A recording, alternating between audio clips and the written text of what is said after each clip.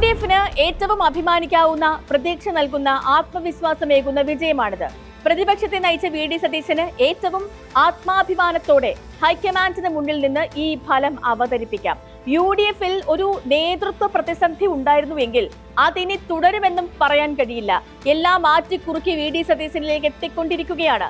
മുൻ പ്രതിപക്ഷ നേതാവ് രമേശ് ചെന്നിത്തലയ്ക്കും AICC ജനറൽ സെക്രട്ടറി KC വേണുഗോപാലിനും മുകളിൽ നിന്ന് VD സതീശൻ തന്നെ UDFനെ നയിക്കും. ഏത് വിഷയത്തിലും VD സതീശൻ സ്വീകരിച്ച നിലപാട് കൂടിയാണ് ഇപ്പോ ജയിച്ചു നിൽക്കുന്നത്. രാഹുൽ മങ്കൂടത്തിൽ വിഷയത്തിൽ പോലും ഏറ്റവും ധാർമ്മികമായി VD സതീശൻ സ്വീകരിച്ച നിലപാടുണ്ട്. അടൂർ പ്രകാശും സണ്ണി ജോസഫും മാറിയും മറിഞ്ഞും തിരുത്തിയും ഒക്കെ നിന്നപ്പോൾ സതീശന് ഈ തിരഞ്ഞെടുപ്പിൽ എല്ലാ വിഷയത്തിലും ഒരൊറ്റ നിലപാടേ ഉണ്ടായിരുന്നുള്ളൂ.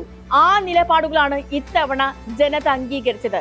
ഗ്രാമീണ ജനത ചേർന്നു നിന്നു എന്ന് പറഞ്ഞാൽ ഭൂരിപക്ഷം വരുന്ന വോട്ടർമാരും അംഗീകരിക്കുന്നു എന്നാണ്. 2010 പോലും ഗ്രാമീണ വോട്ടുകളിൽ ഇത്ര ശക്തമായ ഒരു മുന്നേറ്റം ഉണ്ടാക്കാൻ UDFന് കഴിഞ്ഞിരുന്നില്ല. സംസ്ഥാനത്തൊട്ടാകെ ഈ ഒരു തരംഗം, അതല്ലെങ്കിൽ ചായ്വ് വളരെ വ്യക്തമാണ്. അടുത്ത നിയമസഭാ തിരഞ്ഞെടുപ്പ് പ്രഖ്യാപിക്കാൻ ഇനി 4 മാസം തികച്ചില്ല. മാർച്ച് 15 തിരഞ്ഞെടുപ്പ് പ്രഖ്യാപിച്ച് ഏപ്രിലിൽ വോട്ടെടുപ്പ് നടത്തുന്നതാണ് സാധാരണ സംഭവിക്കാറുള്ളത്. പരമാവധി മെയ് ആദ്യം വരെ തിരഞ്ഞെടുപ്പ് നീളാം.